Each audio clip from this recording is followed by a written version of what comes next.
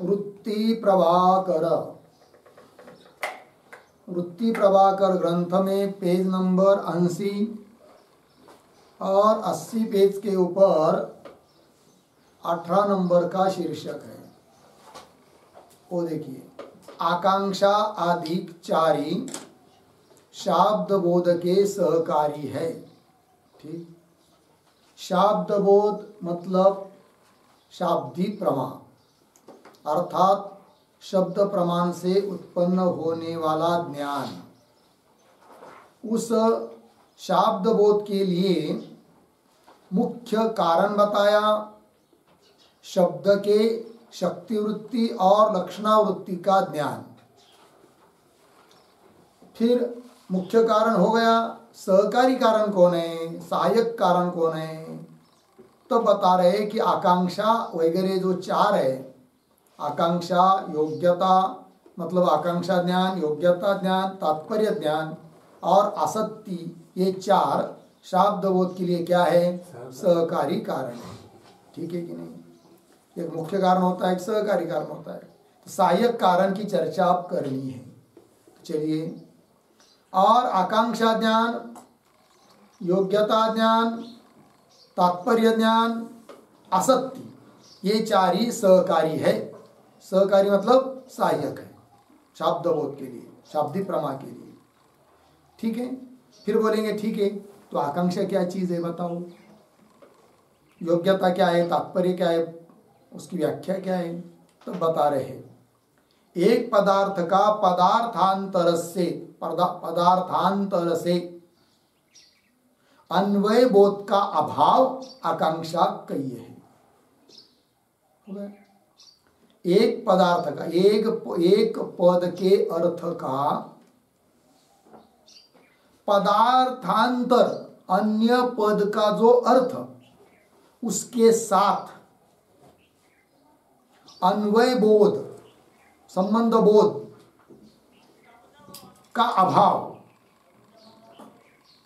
ही आकांक्षा है। अन्वय बोध हो गया आकांक्षा के कारण, तब शब्द बोध हो गया, अन्वय बोध हो गया।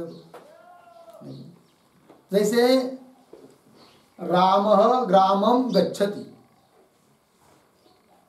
है कि नहीं, किंवा रामः गच्छति, ये वाक्य राम पद है, गच्छति पद है। केवल इतना ही कर देंगे रामः, तब सुनने वाले को क्या अर्थ निकले, समझ में आएगा। राम क्या है, राम राम बोल रहा है, बोलो ना क्या राम, जा रहा है, क्या आ रहा है, क्या बैठ रहा है, क्या उठ रहा है, क्या कर रहा है, कुछ तो बताओ। तो राम पद का अन्वय है, राम पद के अर्थ का, राम पद का अर्थ तो राम, कोई व्यक्ति, और पदार्थांतर गच्छति पद का अर्थ जो गमन, उसके साथ अन्वय बोध, संबंध बोध यदि नहीं हो रहा है तब आकांक्षा बनी रहती है। अन्वय बोध का अभाव, अन्वय बोध नहीं हो रहा है तो राम क्या, राम क्या, क्यों किसी ने कहा गच्छति गच्छति, अरे कौन जा रहा है बताओ ना। तो अन्वय बोध का जो अभाव, उसी का नाम है क्या, आकांक्षा। फिर अन्वय बोध हो गया, राम गच्छति कह दिया, शब्द बोध हो गया, फिर आकांक्षा थी इसलिए हो। ठीक है, देखो फिर एक पदार्थ का पदार्थांतर से अन्य पदार्थ पद के अर्थ के साथ जो अन्वय बोध का अभाव, वही है आकांक्षा कहिए। उदाहरण दे रहे स्वतः ग्रंथ का वाक्य है, संस्कृत वाक्य है, अयम एति पुत्र राज्ञः पुरुष अपसार्यताम। ठीक है, तो ये वाक्य सुनने के बाद क्या इसका अन्वय बोध होगा, तो अन्वय बोध नहीं हो रहा है, अर्थात अन्वय बोध का जो अभाव, वही है आकांक्षा। क्या होगा इस पद का अर्थ, क्या होगा उस पद के साथ संबंध, कैसा होगा, कैसा होगा, यही है क्या, आकांक्षा। तो वही, तो यह या वाक्य में, अब या वाक्य में किस पद का अन्वय किस पद के साथ है, पदार्थ के साथ है, सीधा सीधा दिखाई दे रहा है। अयम एति पुत्रः राज्ञः पुरुष अपसार्यताम, सीधा सीधा अर्थ कैसा मालूम पड़ रहा है, अयम एति पुत्र, एति मतलब आ रहा है, कौन? पुत्र। यह पुत्र आ रहा है। राज्ञ पुरुष, राजा के पुरुष को हटाओ। समझ में आ रहा है कुछ? हाँ जी, क्या है? एति आ रहा है। एति मतलब जाना, जा रहा है, चलो जा रहा है एति। तो अयम एति पुत्र, यह पुरुष, यह पुत्र जा रहा है, राजा के पुरुष को हटाओ। क्या अर्थ निकलेगा फिर? तब आकांक्षा बनी है। अन्वय बोध का अभाव है ना, ये आकांक्षा। जब अन्वय हो गया, कैसा अन्वय करेंगे? तो लिखिए राजा का पुत्र। तो शब्दों का अन्वय होगा अयम राज्ञः पुत्रः एति पुरुषः अपसार्यता। अब होगा कि नहीं? क्या अर्थ हुआ फिर? यह अयम, यह राज्ञः पुत्र, राजा का पुत्र, एति। रास्ते में बैठे हुए बहुत लोग कहे पुरुषों को हटाओ। लग गया कि नहीं अर्थ भी? चलो, या वाक्य में राज पदार्थ का, राजपद का जो अर्थ है राजा, उसका, या वाक्य में राज पदार्थ का पुत्र पदार्थ से अन्वय बोध हुआ। राजपद के अर्थ का पुत्र पद के अर्थ के साथ क्या हुआ? अन्वय बोध हुआ। पाछे बाद में पुरुष पदार्थ से, पुरुष पद के अर्थ के साथ, पुरुष पदार्थ से आकांक्षा के अभाव थे। आकांक्षा का क्या है? अभाव। बराबर। आकांक्षा के अभाव थे शाब्दबोध होवे नहीं, क्योंकि आकांक्षा कारण है शाब्दबोध के लिए। आकांक्षा नहीं रही तो शाब्दबोध पुनः हो, ऐसा नहीं होगा। कैसा?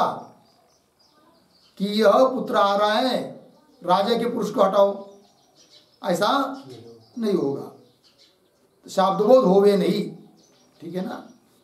आकांक्षा के अभाव थे शाब्दबोध होवे नहीं, लग गया ना? इस पर एक टिप्पणी लिखिए।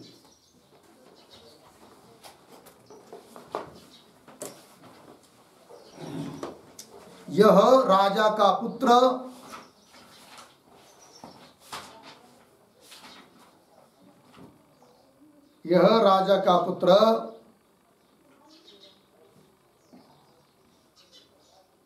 आ रहा है,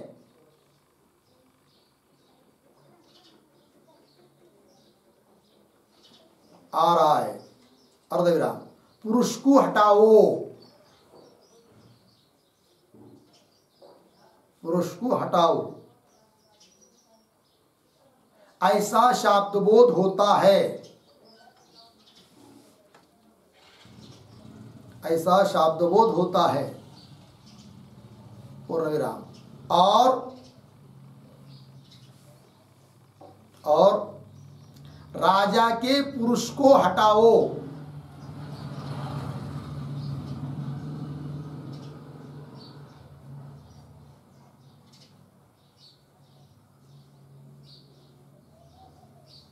और राजा के पुरुष को हटाओ, ऐसा शाब्दबोध होता नहीं है, ऐसा शाब्दबोध होता नहीं है।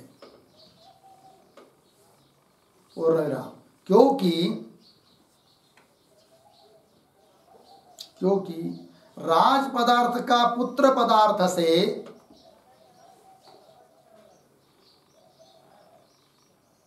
राज पदार्थ का पुत्र पदार्थ से अन्वय हो चुकने के कारण, अन्वय हो चुकने के कारण पुरुष पदार्थ के साथ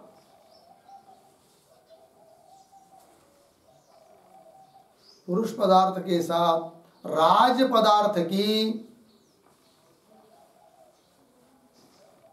पदार्थ की आकांक्षा नहीं है, आकांक्षा नहीं है, पूर्ण विराम। यदि वैसी आकांक्षा होती तो, यदि वैसी आकांक्षा होती तो पुरुष को हटाओ, पुरुष को हटाओ, ऐसा भी शाब्दबोध हो पाता।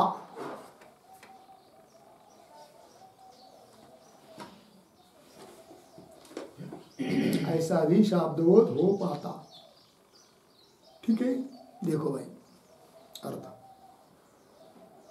यह राजा का पुत्र आ रहा है, पुरुष का हटाओ, ऐसा शाब्दबोध होता है।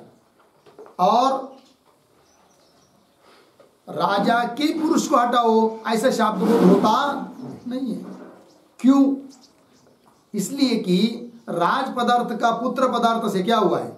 अन्वय। अन्वय हो चुकने के बाद, हो चुकने के कारण पुरुष पदार्थ के साथ राज पदार्थ की आकांक्षा है नहीं, आकांक्षा नहीं, इसलिए उस प्रकार का शब्दबोध नहीं होता है कि नहीं? वही करे, यदि वैसी आकांक्षा होती तो पुरुष को हटाओ, ऐसा भी शब्दबोध होता। किंतु एक बार इधर अन्वयबोध हो गया, पुनः राज पदार्थ का पुरुष पदार्थ के साथ अन्वयबोध की नहीं है क्या? आकांक्षा। अतः राजा के पुरुष को हटाओ, ऐसा शब्दबोध होता नहीं है। वही लिखा है कि शब्दबोध होवे नहीं। ठीक है ना? और शब्दबोध तो हो रहा है, कैसा हो रहा है फिर? राजा का पुत्र आ रहा है, पुरुष को हटाओ, ये शब्दबोध तो होता है। किंतु पुत्र आ रहा है, राजा के पुरुष को हटाओ, ऐसा शब्दबोध होता नहीं। समझ रहे? चलिए, आकांक्षा क्या भाव थे? शब्दबोध होवे नहीं। काहे ते? एक पदार्थ से अन्वय हुआ, पाछे अन्वय बोध अभाव रूप आकांक्षा है नहीं, क्योंकि एक पदार्थ के साथ क्या हो गया? अन्वय हुआ। उदाहरण यहां पर राज पदार्थ का पुत्र पदार्थ के साथ क्या हुआ? अन्वय हुआ। उसके बाद फिर अन्वय बोध का अभाव रूप आकांक्षा है क्या? राज पदार्थ का अन्वय किसके साथ करे, किसके साथ करे, इस प्रकार की आकांक्षा है क्या? नहीं है। तो अन्वय बोध रूप आकांक्षा नहीं, क्योंकि अन्वय बोध हो चुका है। एक पदार्थ से अन्वय हुआ, पांचे अन्वय बोध अभाव रूप आकांक्षा है नहीं, लग गया। ये तो एक बात हो गई, स्थूल रीति है, ये तो सूक्ष्मता से थोड़ा बता दिया। अब आकांक्षा का स्वरूप स्थूल रीति से मोटे मोटे तौर पर कैसा होता है वो कह रहे। आकांक्षा नाम इच्छा का है। आकांक्षा मतलब इच्छा। सो यद्यपि चेतन में हो गए, बराबर, इच्छा किसमें होती है? चेतन में, जड़ में नहीं। तथापि पद के अर्थ का जितने काल पदार्थांतर से अन्वय का ज्ञान होवे नहीं, उतने काल अपने अर्थ के अन्वय वास्ते पदांतर की इच्छा सदृश प्रतीत हो गए। लग गया? तथापि देखिए, एक पद के, तथापि पद के अर्थ का, पद के जितने का, जब तक अन्य पदार्थ के साथ क्या नहीं होता है? अन्वय ज्ञान नहीं होता है। जैसे राम गच्छति, तो राम पद के अर्थ का अन्य पदार्थ गच्छति, इस पद का अर्थ जो गमन, उसके साथ जब तक अन्वय बोध नहीं होता है तब तक इच्छा बनी रहती है। इसका अन्वय किसका और किसके साथ होगा, किसके साथ होगा, कौन जा रहा होगा, राम क्या है, राम क्या बैठ रहा है, उठ रहा है, खा रहा है, पी रहा है, क्या होगा, क्या होगा, क्या होगा, आकांक्षा क्या रहती है? बनी रहती है, इच्छा। बराबर। एक बार गच्छति कह दिया, अन्वय बोध हो गया, तो आकांक्षा समाप्त। वही, तथापि पद के अर्थ का जितने काल, जब तक पदार्थांतर से अन्वय का ज्ञान होवे नहीं। आगे क्या है? इतने ना, वहां पर लिखना है उतने, उतने काल, तब तक, उतने काल अपने अर्थ के अन्वय वास्ते, उतने काल अपने अर्थ के अन्वय वास्ते पदांतर की, अन्य पद की, अन्य पद के अर्थ की इच्छा सदृश सतत निरंतर बनी रहती है। ठीक है ना? इच्छा सदृश प्रतीत होवे, और अन्वय बोध हुआ, पाछे प्रतीत होवे नहीं। एक बार अन्वय बोध हो गया तो पुनः इच्छा नहीं रहती है कि इस पद का अर्थ का अन्वय किसके साथ होगा, किसके साथ होगा, किसके साथ होगा, ये इच्छा रहती नहीं है। अन्वय बोध हुआ, पाछे प्रतीत होवे नहीं, सो आकांक्षा कही। उसी का नाम है क्या? आकांक्षा। आकांक्षा का स्वरूप सूक्ष्म रीति से ग्रंथन में लिखा है। सो कठिन है आकांक्षा का स्वरूप, बहुत सारे ग्रंथों में सूक्ष्म रीति से लिखा है, लेकिन वो कठिन है, इसलिए यहाँ पर लिखा ग्रंथन में लिखा है सो कठिन है। याति रीति मात्र जाए, एक सामान्य रीति से तौर पर बता दिया। अब देखिए आगे, तो वाक्य क्या था मूल में? पहला अयम एति पुत्र राज्ञ पुरुष अपसार्यता, उसके बारे में लिख रहे हैं यह राजा का पुत्र आवे है, आ रहा है। धातु के अनेक अर्थ होते हैं, उपसर्ग के से धातु के अर्थ विपरीत हो जाते हैं बहुत बार, ठीक है ना। चलिए तो क्या है, यह राजा का पुत्र आवे है, एति आ रहा है। इस रीति से राज पदार्थ का पुत्र पदार्थ से क्या हुआ? अन्वय बोध हुआ। पाछे बाद में अनंतर पुरुष पदार्थ से आ गया है ना, पुरुषापसार्यता, उस पुरुष पदार्थ से अन्वय बोध की हेतु, अन्वय बोध के लिए कारण आकांक्षा राज पदार्थ में है नहीं।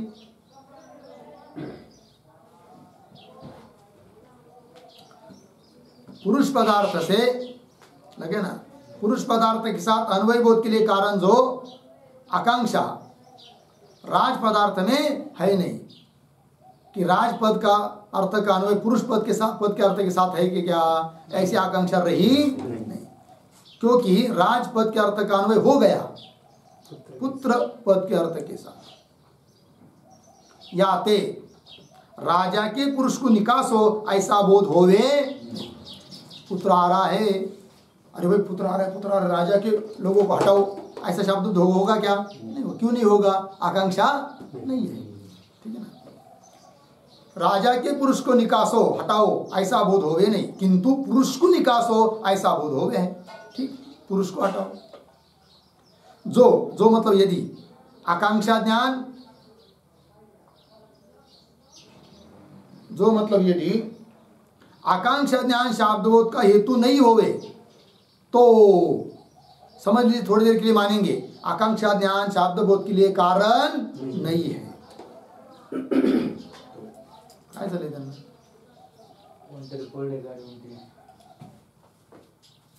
देखो, जो मतलब यदि आकांक्षा ज्ञान शाब्दबोध का हेतु नहीं होवे तो राजा का पुत्र आवे है, राजे के पुरुष को निकासो ऐसा बोध हुआ चाहिए। अरे भाई राजा का पुत्र आ रहा है कि नहीं, राज पदार्थ का अन्वय हो चुका है, तो भी पुनः राजा के पुरुष को हटाओ ऐसा बोध होना चाहिए फिर, किंतु होता है क्या? नहीं, क्योंकि राज पदार्थ का अन्वय की आकांक्षा रही नहीं अब पुरुष के साथ बोध करने की, क्योंकि पुत्र पदार्थ के साथ उसका अन्वय हो चुका है। वही करें, जो आकांक्षा ज्ञान शाब्दबोध का हेतु नहीं होवे तो राजा का पुत्र आवे है, राजा के पुरुष को निकासो ऐसा बोध हुआ चाहिए। लगे याते आकांक्षा ज्ञान शाब्दबोध का हेतु है, लगे ना। आकांक्षा ज्ञान कारण है किसके लिए? शाब्दबोध के लिए। आकांक्षा ज्ञान शाब्दबोध का हेतु है। समझ में आ गया आकांक्षा? उदाहरण के साथ आप दूसरा क्या बताया था? योग्यता, उसके बारे में लिख रहे। एक पदार्थ का पदार्थांतर में संबंध को योग्यता गए। एक पद के अर्थ का दूसरे पद के अर्थ के साथ यदि संबंध हो सकता है तो वो हो गई क्या? योग्यता। यदि संबंध हो सकता है, योग्यता है, तभी शाब्दबोध होता है, अन्यथा नहीं। एक पदार्थ का पदार्थांतर में संबंध को योग्यता गए। जहाँ योग्यता नहीं होवे तहाँ शाब्दबोध होवे नहीं। योग्यता नहीं है तो शाब्दबोध हो नहीं सकता, योग्यता रहने पर ही होता है क्या? शाब्दबोध। उदाहरण जैसे किसी ने कह दिया वन्निना सिंचती, वन्नी से सेचन करता है, सड़ा है कि नहीं। आंगन में पूर्व के जमाने में हर एक घर के आंगन में सुबह सुबह झाड़ू लगाने के बाद पानी में गोबर मिलाकर क्या करते थे? सड़ा, क्या बोलते इसको? सम्मार्जन, सड़ा, सिंचन करते थे। अब किसी ने कह दिया वन्निना सिंचती, और अग्नि से सिंचन कर रहा है, शाब्दबोध होगा? क्या कर रहे? अग्नि से सिंचन कर रहे हैं। अग्नि से कैसे? अग्नि थोड़ी सिंचन किया जाता है। तो आप वन्नी का सिंचन के साथ अन्वय बोध की योग्यता नहीं है, अतः शाब्दबोध नहीं होता है। अरे भाई देखो देखो देखो देखो भोजन कर रहा है, अरे अच्छा अच्छा बच्चा क्या खा रहा है? पत्थर खा रहा है, शब्दों होगा क्या है, पत्थर खा रहा है, ऐसे कैसे पत्थर खा रहा है? क्या कहना चाहते हो? पत्थर थोड़ी खाया जाता है, शब्दबोध नहीं होगा।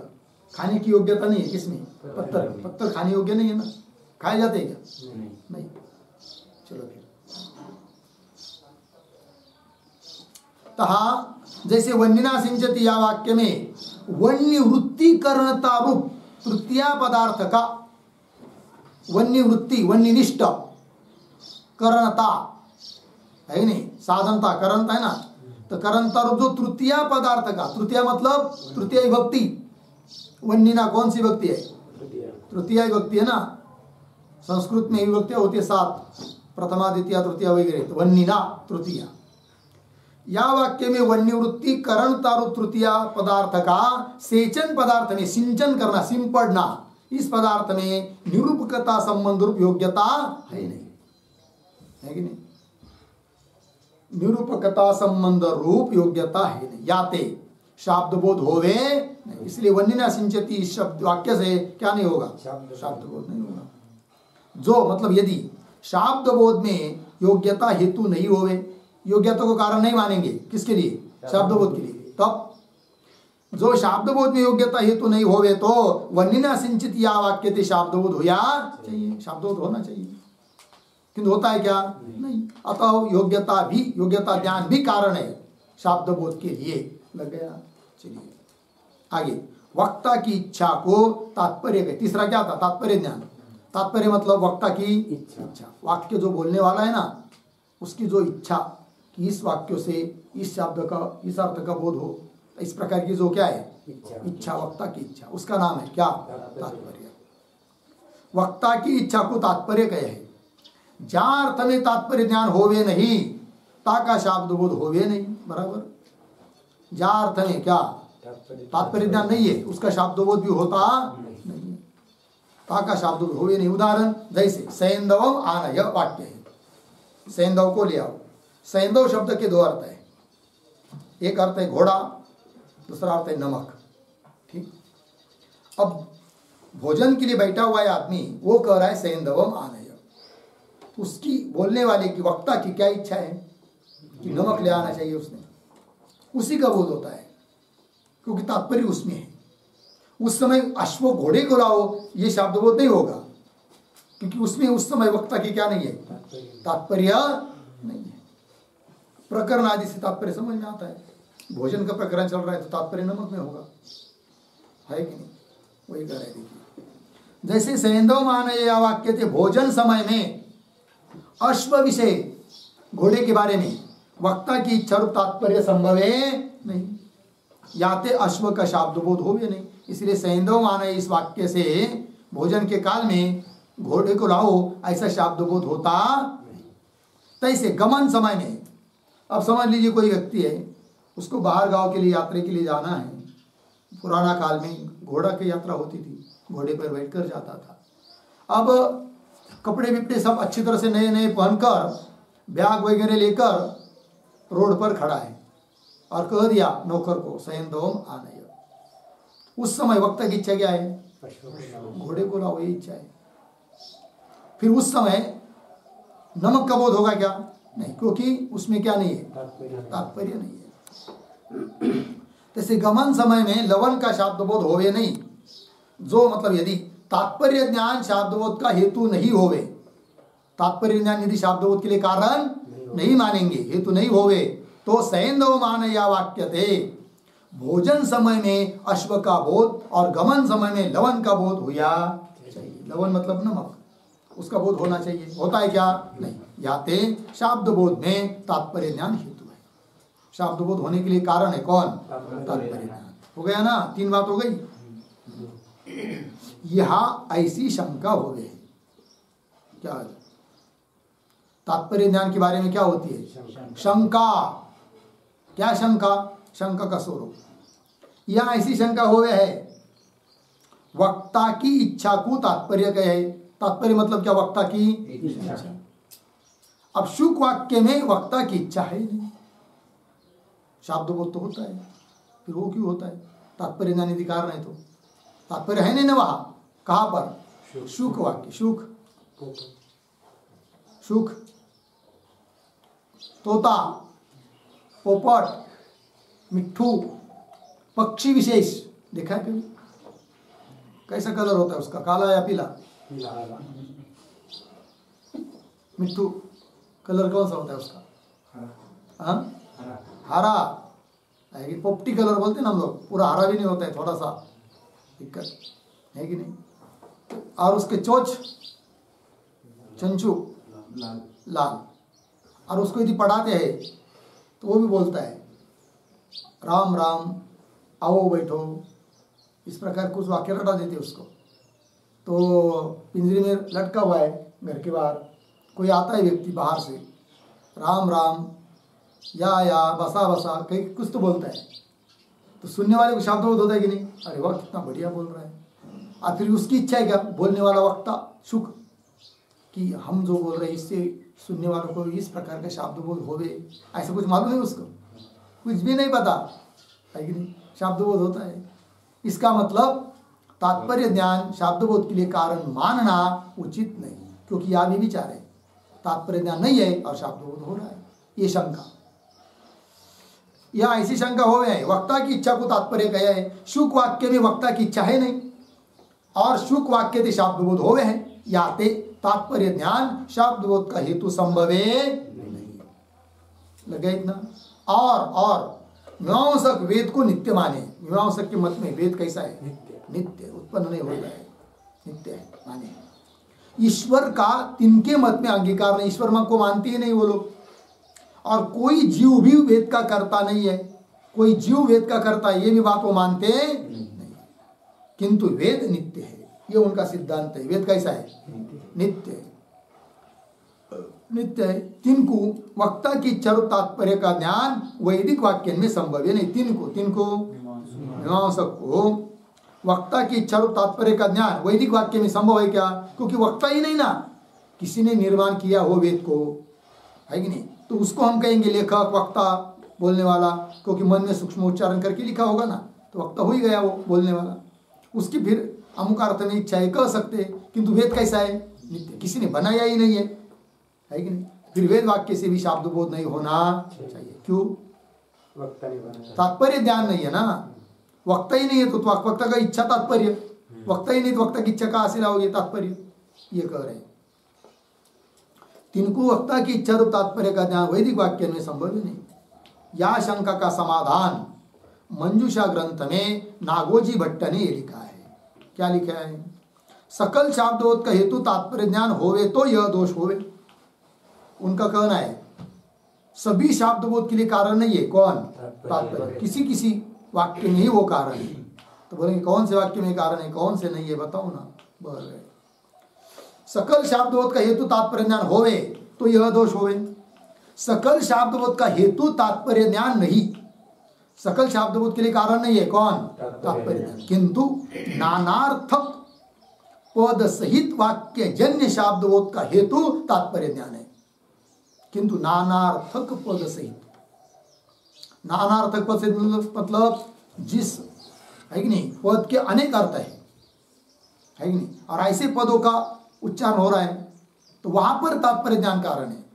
और जिन पदों का अर्थ नाना नहीं है, एक ही अर्थ है, वहां पर तात्पर्य ज्ञान कारण, ऐसा उनका कहना है।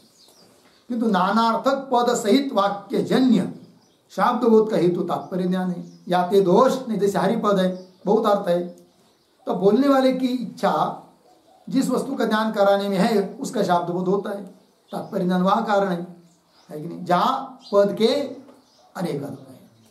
नानार्थक पद से युक्त जो वाक्य, उस वाक्य से उत्पन्न होने वाला जो शब्दबोध, उस शब्दबोध में कारण है, कौन, तात्पर्य ज्ञान, ऐसा इनका कहना है।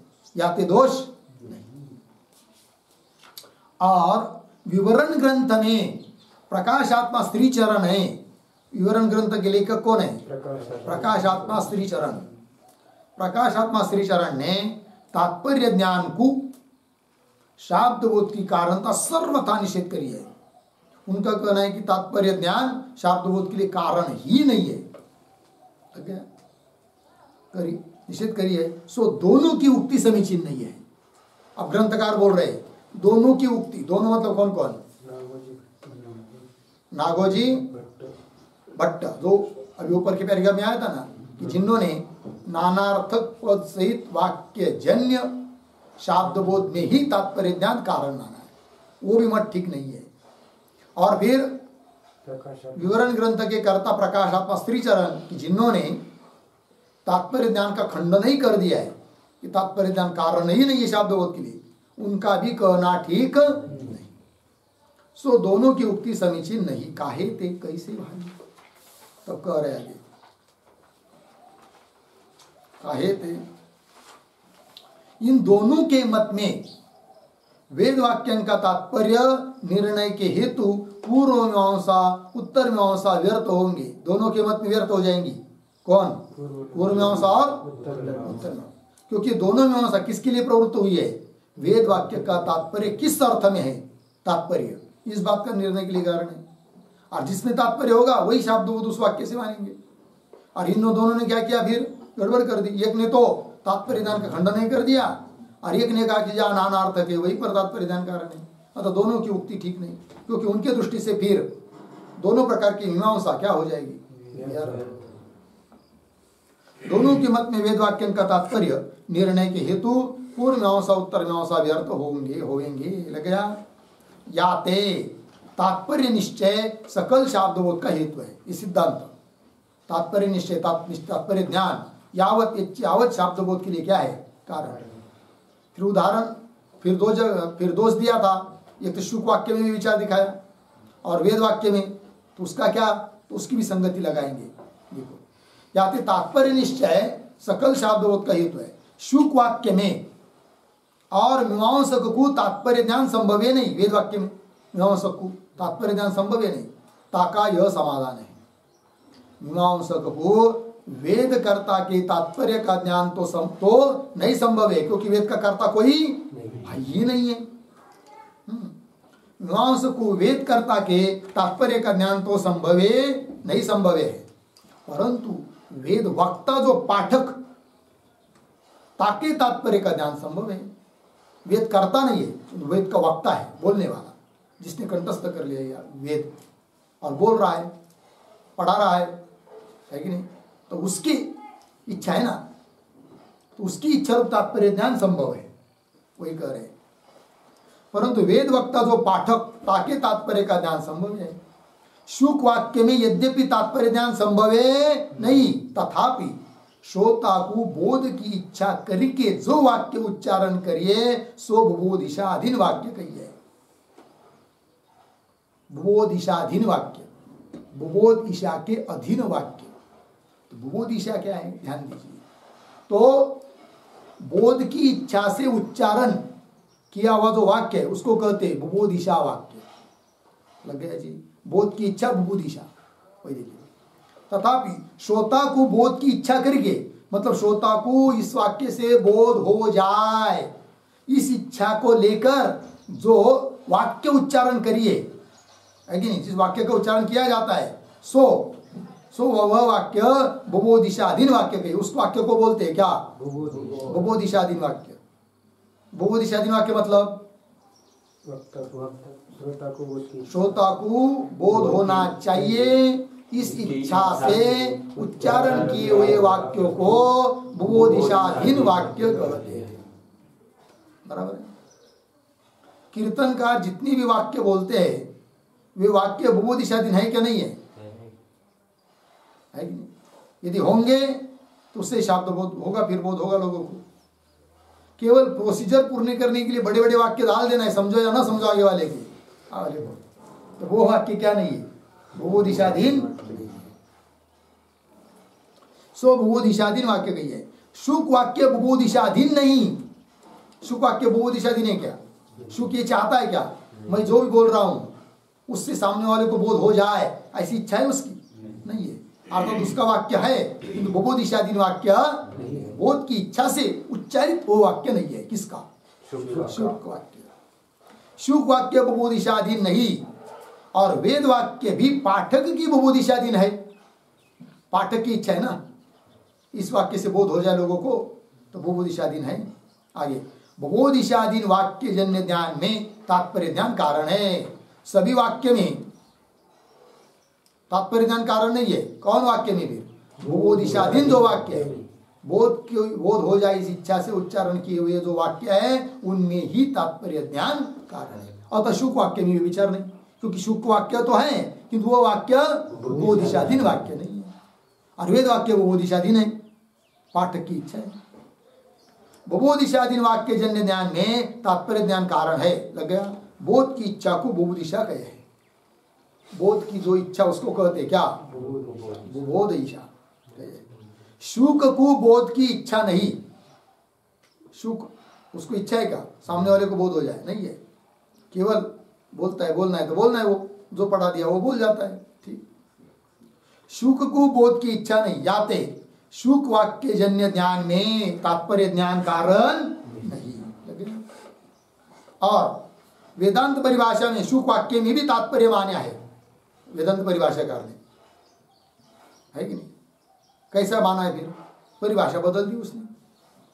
ठीक, देखो वेदांत परिभाषा में शुक वाक्य में भी तात्पर्य मान्या है। सो वक्ता की इच्छा तात्पर्य नहीं, किंतु इष्ट अर्थ का बोध जनन में योग्यता को तात्पर्य गया है। इस प्रकार तात्पर्य का लक्षण ही बदल दिया। क्या? इष्ट अर्थ का बोध जनन में योग्यता। इष्ट अर्थ अपेक्षित जो अर्थ है उसका बोध उत्पन्न होने की योग्यता जिस वाक्य में है कि नहीं? बोध होने की योग्यता जिस वाक्य में ना, उस योग्यता को ही कहते वो क्या? तात्पर्य।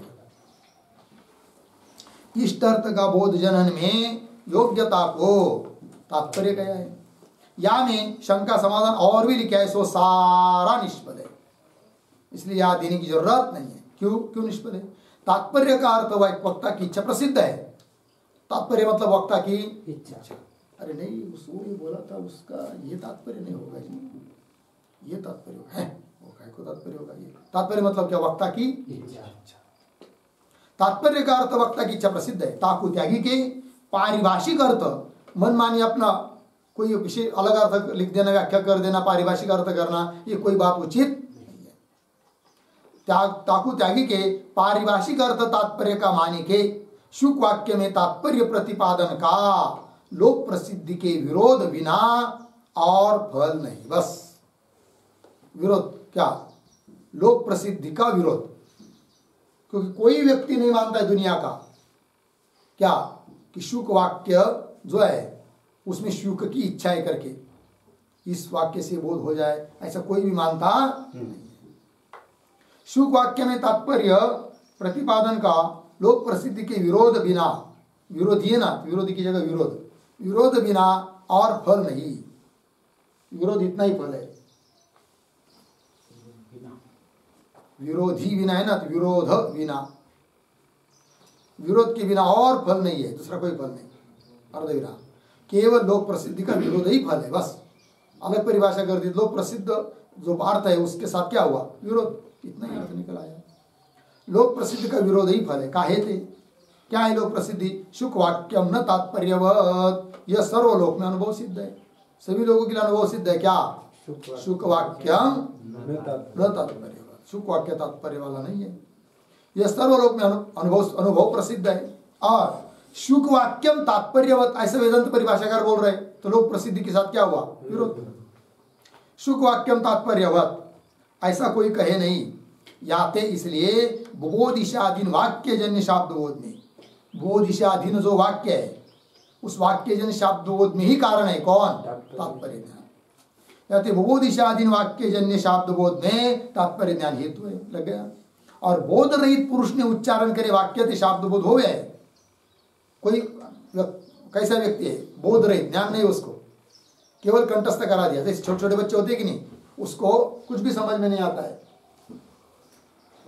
4-5 साल के 2 साल के, तो उनको अंग्रेजी कविता रटा देते हैं, है कि नहीं? फिर वो कंठस्थ हो जाता है उसको, फिर उसको बोलते बोलो बोलो बोलो, बोलता है वो, अर्थ कुछ भी पता नहीं उसको, है कि नहीं? स्वयं को अर्थ पता नहीं है, इससे दूसरे को अर्थ हो जाए ये भी उसको इच्छा नहीं है। लग गया। चलिए, और बोध रहित पुरुष ने उच्चारण करे वाक्य थे, तो उस बच्चे ने उच्चारण किए हुए वाक्य से भी यदि सामने जानने वाला यदि बुद्धिमान है, पढ़ा लिखा है, तो अर्थ समझ जाता है कि नहीं? जाता है। और बोध रहित पुरुष ने उच्चारण करे वाक्य थे शाब्द बोध होवे, परंतु सो वाक्य क्या नहीं बुभुदिशाधीन नहीं, या ते ताके अर्थ के बोध में तात्पर्य ज्ञान हेतु नहीं। फिर कौन से वाक्य में तात्पर्य ज्ञान कारण है? बुभुदिशाधीन वाक्य जन्य जो बोध उसमें ही कारण है कौन? तात्पर्य। ठीक है। और मौनी रचित श्लोक में वक्ता की इच्छा तात्पर्य संभव है नहीं, क्योंकि वक्ता की इच्छा, वक्ता ही नहीं मौन पकड़ रहा है और श्लोक लिख रहा है, फिर वो उस श्लोक को पढ़ने वाले को नहीं होना चाहिए क्या बोध? क्यों? वक्ता ही नहीं है ना, वक्ता मतलब बोलने वाला, बोलने वाले की इच्छा, उसको तात्पर्य कहा आपने, या तो बोला ही नहीं मौन है और लिखा, किंतु शब्द बोध होता है कि नहीं? होता है। मौनी रचित श्लोक में वक्ता की इच्छा तात्पर्य संभव है नहीं, काहे थे उच्चारण का कर्ता वक्ता कहिए, जो उच्चारण करता है उसको क्या कहते हैं? मौनी उच्चारण करे नहीं, या तो मौनी की इच्छा वक्ता की इच्छा नहीं। मौनी की इच्छा मतलब वक्ता की इच्छा है क्या? नहीं है ना। यह वेदांत परिभाषा की टीका ने धर्मराज के पुत्र ने ऐसा लिखा है उन्होंने, किंतु उसका भी उत्तर दे रहे। सो शब्द रत्न व्याकरण के ग्रंथ से खंडित है। शब्द रत्न इत्यादि जो व्याकरण के ग्रंथ है उससे क्या है? उनका खंडन है। तहा यह प्रसंग है क्या उच्चारण करे शब्द से बोध होवे है कि नहीं? उच्चारण किए हुए शब्द से क्या होता है? बोध। उच्चारण बिना शब्द बोध होवे नहीं, या अर्थ का बोधक महाभाष्य का वचन लिखी के यह शंका लिखी है। ठीक है ना? देखो भाई पुनः देखिए, उच्चारण करे शब्द से क्या हो बोध होवे है, और उच्चारण बिना उच्चारण किया नहीं, उच्चारण बिना शब्द बोध होवे नहीं, या अर्थ का बोधक इस प्रकार के अर्थ को बताने वाला महाभाष्य का वचन लिख के वचन प्रमाण दिया है, लिखी के यह शंका लिखी है। बराबर। फिर आगे उच्चारण के बिना शब्द बोध हो नहीं होवे तो समझ लीजिए, उच्चारण से ही शब्द बोध होगा, उच्चारण के बिना शब्द बोध होवे नहीं तो, उच्चारण के बिना शब्द बोध नहीं होवे तो एकांत में उच्चारण बिना पुस्तक देखने वाले को शब्द बोध नहीं होना चाहिए। एकांत में पुस्तक पढ़ रहा है, बड़े बड़े आवाज में नहीं पढ़ रहा है, किंतु उसको शब्द बोध नहीं होना चाहिए, क्योंकि उच्चारण ही नहीं है। शब्द बोध होता है कि नहीं? होता है। एकांत में उच्चारण बिना पुस्तक देखने वाले को शब्द बोध नहीं होना चाहिए। ताका समाधान यह लिखा है क्या? ता भी पुस्तक देखने वाला सूक्ष्म उच्चारण करे। पुस्तक को पढ़ने वाला क्या है? बड़ी आवाज में उच्चारण नहीं कर रहा है, किंतु सूक्ष्म उच्चारण कर रहा है, इसलिए उसको क्या होता है? यार से मौनी लिखित श्लोक का उच्चारण करता मौनी है। इसी प्रकार मौनी बाबा के द्वारा लिखित जो श्लोक होंगे उसका भी उसने क्या किया है? सूक्ष्म रूप से उच्चारण किया है, अतः वक्ता की इच्छा हो ही जाती है। ऐसा उत्तर लिखा है। यार से मौनी लिखित, या रीति से मौन लिखित श्लोक का उच्चारण करता मौनी है। हो गया जी। आगे अब क्या है? आगे बहुत बड़ा है,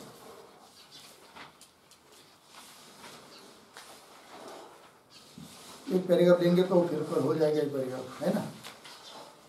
चलिए। और अभेद रत्नकार का यह मत है क्या? जहां तात्पर्य का संदेह होवे ता शब्द बोध होवे नहीं।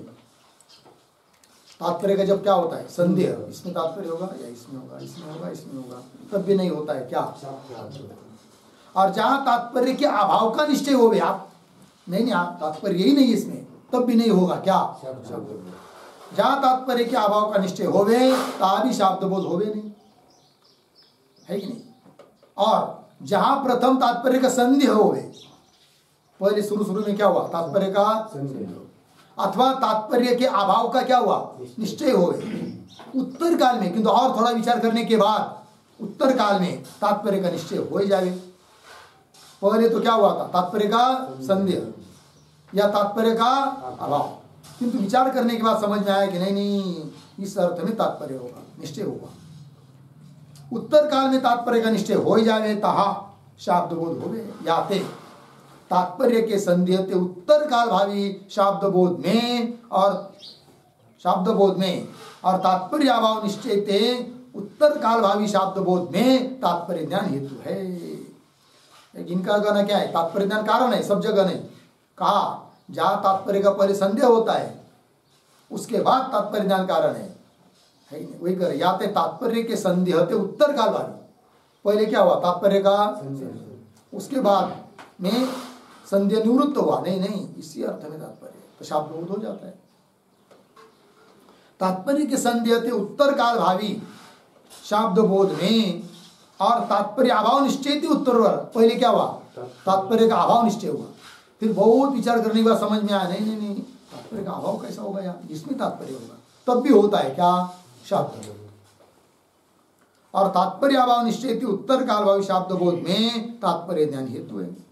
सारे शाब्द बोध में हेतु नहीं। किसका कहना है अभेद रत्नकार, उनका कहना क्या है तात्पर्य ज्ञान कारण है शाब्द बोध के लिए, किंतु सभी शाब्द बोध के लिए कारण नहीं है। जहां पर पहले तात्पर्य का संदेह होता है या तात्पर्य के अभाव का निश्चय होता है, वहां पर यदि बाद में वो संदेह निवृत्त हो जाता है, तात्पर्य का निश्चय हो जाता है, तब हो जाता है क्या शाब्द बोध।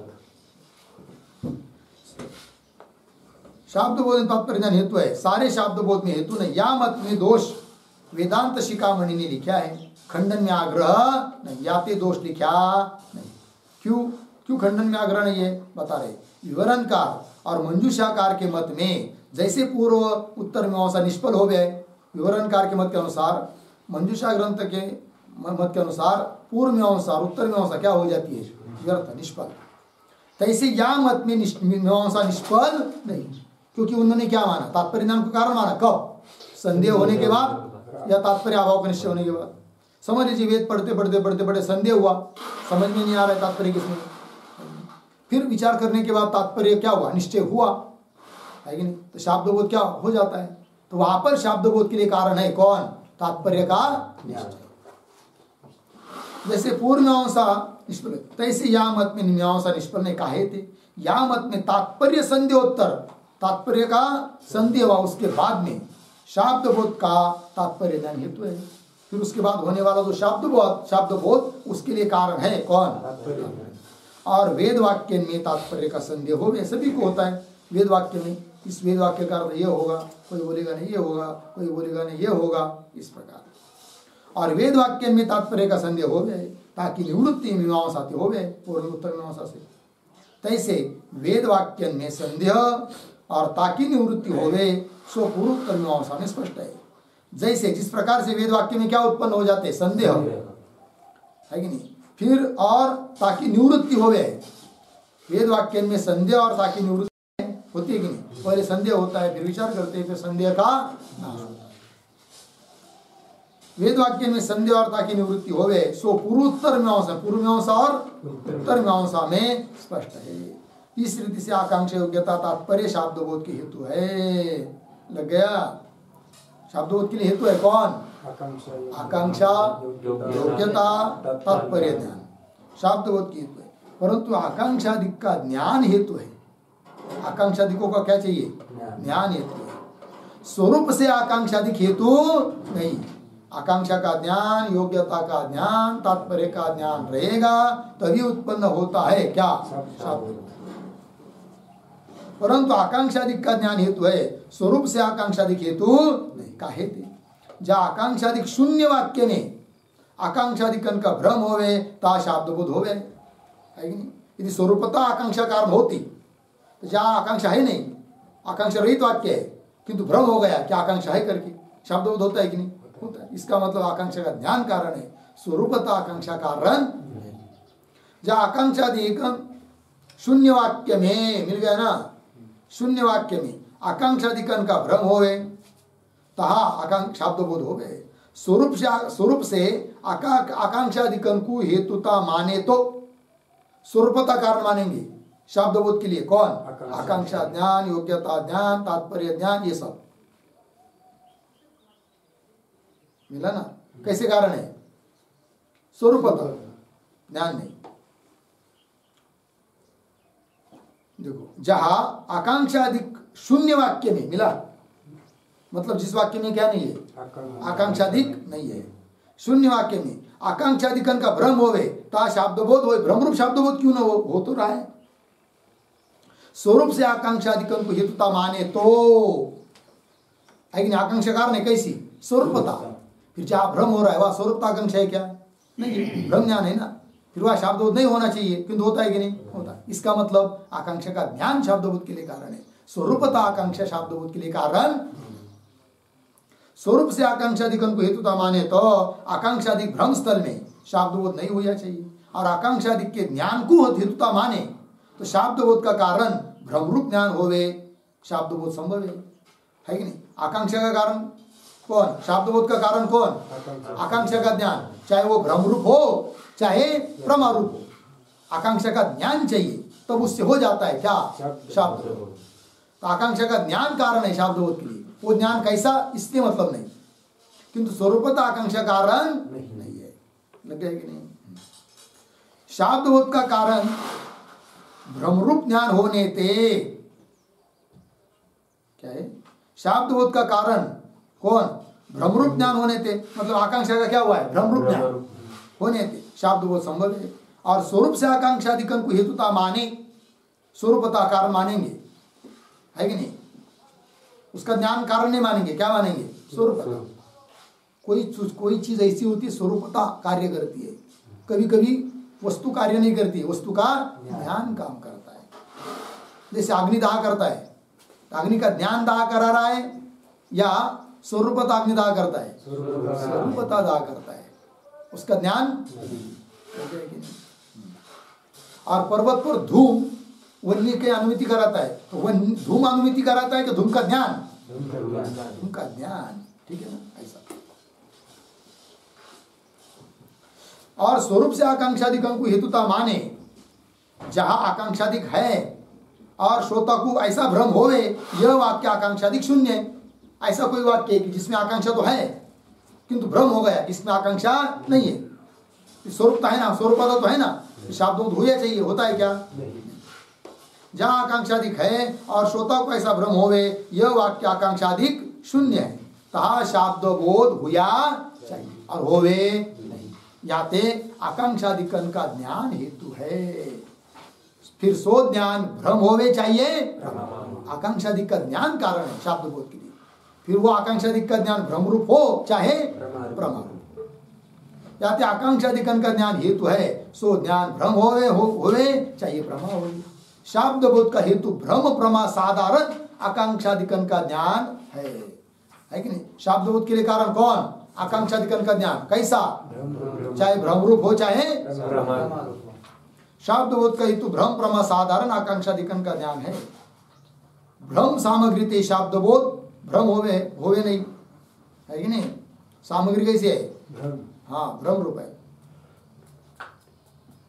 भ्रम सामग्री ते शब्द बोध भ्रम नहीं होवे है, किंतु विषय के अभाव ते शब्द बोध भ्रम होवे है।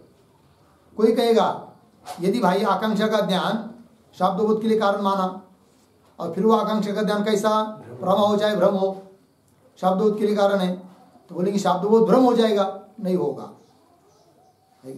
शब्द बोध भ्रमरूप तब होता है कब, विषय का अभाव रहता है तब, सर्प है ही नहीं, है कि नहीं, और सर्प ज्ञान हुआ, लग गया कि नहीं। तो वो जो सर्प यह ज्ञान है वो भ्रम रूप है, क्यों, वहां पर विषय का अभाव है, ठीक वही दे रहे।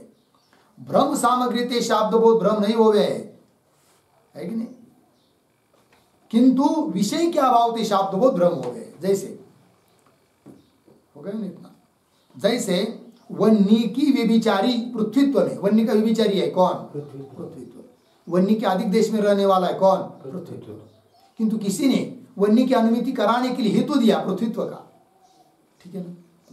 जैसे वन्नी की व्यभिचारी पृथ्वीत्व में वन्नी व्याप्यता भ्रम हो, वन्नी का व्याप्य है कौन, पृथ्वीत्व, ऐसा क्या हो गया, भ्रम, और भ्रम होकर अनुमान करा दिया। जहां वन्नी है पर्वतः वन्यमान पृथ्वीत्वात्, है कि नहीं, और वहां पर पर्वत में सचमुच वन्नी है, किंतु उस वन्नी का ज्ञान प्रमा हुआ कि नहीं हुआ, किंतु उस ज्ञान को उत्पन्न करने वाली सामग्री भ्रमरूप है, क्योंकि पृथ्वीत्व वन्नी का व्याप्य है ही नहीं, किंतु वन्नी का व्याप्य पृथ्वीत्व है, यह भ्रमरूप ज्ञान हुआ, उससे प्रमारूप अनुमिति उत्पन्न हुई। सामग्री भ्रम होने के कारण ज्ञान भ्रम होता, ये बात नहीं, विषय का अभाव रहेगा तो भी ज्ञान हो रहा है, तब वह ज्ञान होता है भ्रम। ठीक, जैसे वन्य की विचारी पृथ्वीत्व में वन्य व्याप्यता भ्रम हो के पृथ्वीत्व हेतु से वन्य वाले पर्वत में वन्य का अनुमिति ज्ञान हो गए। वन्य वाला पर्वत है और उसमें अनुमिति ज्ञान करा दिया पृथ्वीत्व हेतु से, है कि नहीं? पृथ्वीत्व हेतु से वन्य वाले पर्वत में वन्य का अनुमिति ज्ञान हो गए, सो विषय के सद्भाव से प्रमा हो गए। किंतु वहां पर सचमुच वन्य है, अतः वह अनुमिति ज्ञान कैसा? प्रमा रूप है। सो विषय के सद्भाव से प्रमा हो गए है। विषय शून्य देश में विविचार हेतु से अनुमिति भ्रम हो गए। वहां विषय नहीं है, जैसे पर्वत पर वन्य नहीं है और अनुमान बनाया, हेतु दिया पृथ्वीत्व का, वहां पर तो भ्रम हो जाएगा। अनुमिति ज्ञान जो उत्पन्न होगा वह अनुमिति ज्ञान कैसा माना जाएगा? भ्रम होगा। विषय शून्य देश में विविचारी हेतु से अनुमिति भ्रम हो गए। या ते विषय के सद्भाव ते जैसे भ्रम सामग्री अनुमिति प्रमा हो गए। बराबर, विषय यदि विद्यमान है, सद्भाव मतलब विद्यमान है, और सामग्री कैसी है? भ्रम रूप है, तो भी अनुमिति क्या होती है? प्रमा। दृष्टांत दिया। तैसे आकांक्षादिक ज्ञान शाब्दबोध की सामग्री, शाब्दबोध की सामग्री है कौन? आकांक्षादिक का ज्ञान। फिर वो आकांक्षादिक का ज्ञान भ्रम रूप रहे चाहे प्रमा रूप रहे, शाब्दबोध तो होगा ही।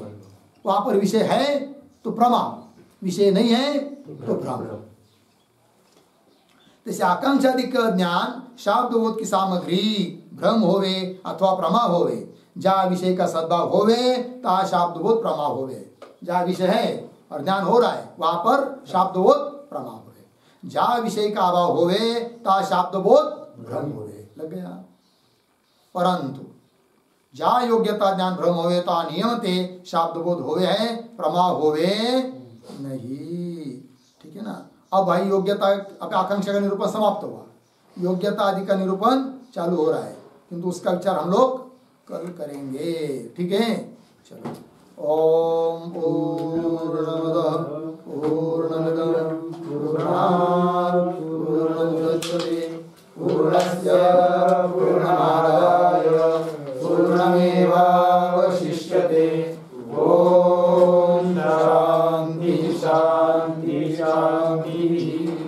शंकरं शंकराचार्यं केशवं बादरायणम्